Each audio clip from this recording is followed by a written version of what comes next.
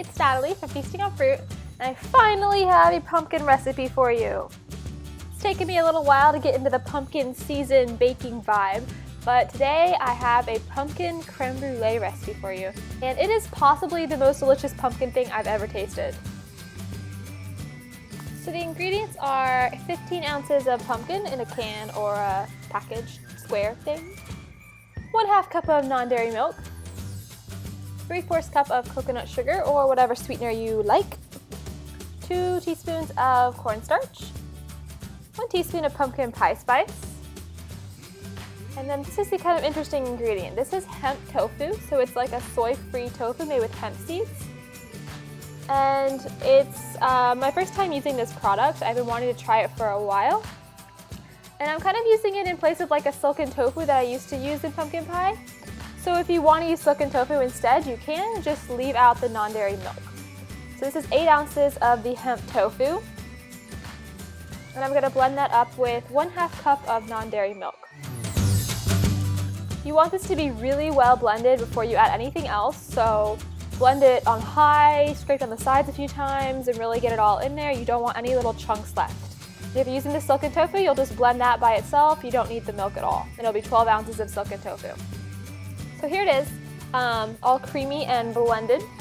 Now I'm just gonna add everything else.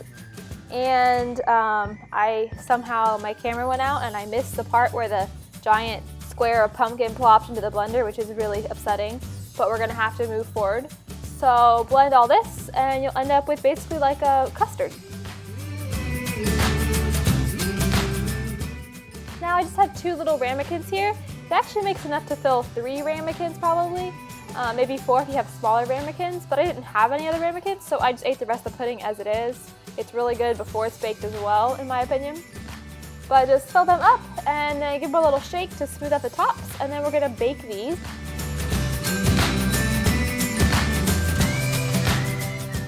So we're going to make a water bath to bake our little custards in so they bake really evenly.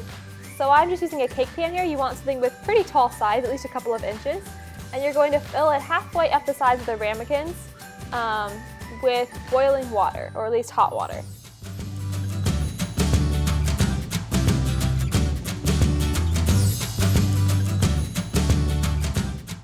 And now they're going to bake for 40 to 45 minutes at 325 Fahrenheit. The edges should just be a little bit brown when they are done, and the tops will be kind of cracked. And then you're going to chill them overnight. So after they come out of the oven and cool for a little while, put them in the fridge overnight, leave them there, come back, they're all chilly and delicious. And now we're going to complete them with the crystallized sugar crust. So for this you want to use evaporated cane juice or turbinado sugar or cane sugar or whatever you want to call it. I tried one with coconut sugar. You can see in the pictures on my website, it gets really dark and it tastes a little bit burnt, so I don't really recommend using coconut sugar. I'm using evaporated cane juice here. And so you sprinkle the tops, make sure you go all the way to the edges with a fine layer of sugar. And then if you have a blowtorch, go ahead and use that. That's the best way to get that true glass shattering effect. But if you don't, then you're gonna put your oven on broil, the hottest it can go, and stick them in there on a baking sheet for took mine about 4 to 5 minutes. I don't think my oven is very hot. Most of the recipes I saw said more like 2 to 3 minutes, so I think it's an issue with my oven probably. But just watch them really, really carefully and it won't take long.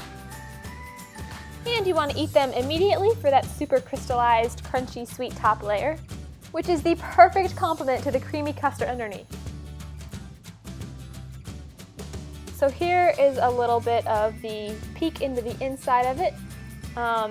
This custard was amazing. It totally blew my mind. The flavors were just so good together, all roasty and toasty and sweet. And if you love pumpkin and wish this creme brulee was in front of you right now, then give this video a thumbs up and visit feastingonfruit.com for the written recipe so you can taste it for yourself. Thank you for watching. Bye!